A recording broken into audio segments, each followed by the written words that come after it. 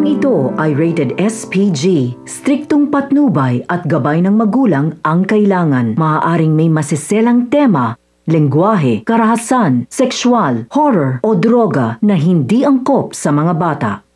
Sa bahay ng Dimagiba, habang nasa sala si Santino, lumapit si Rigor at agad niyang tinanong si Santino kung may komunikasyon pa sila sa kanyang ina na si Marites. Agad namang sinagot ni Santino si Rigor na hindi sila nagkikita sa kanyang ina. Bigla namang sumabat si David. Pilit pa rin niyang sinisiraan ang kanyang ina na si Marites, na kaya sumama si Marites kay Ramon upang magpakasasa sa karangyaan. Ayon sa kanya, itinuring na silang basura ni Marites, kaya nagawa silang iwanan ni Marites. Hindi natiis ni Santino ang mga sinabi ni David. Nasagot niya ito na hindi raw ito kayang gawin ng kanyang nanay Marites dahil sila ang pamilya nito. Dahil sa galit ni Rigor, tahimik siyang pumasok sa kanyang kwarto at kinuha ang kanyang baril. Halata sa mga mata ni Rigor ang masamang plano na babalikan niya si Marites sa mansyon ng mga Montenegro.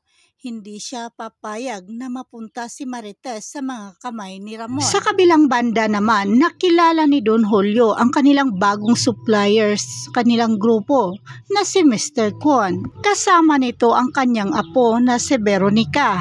Masaya ring ipinakilala ni Don Julio ang kanyang apo na si Tanggol, ang tanging nag-iisang tagapagmana sa pamilyang Montenegro.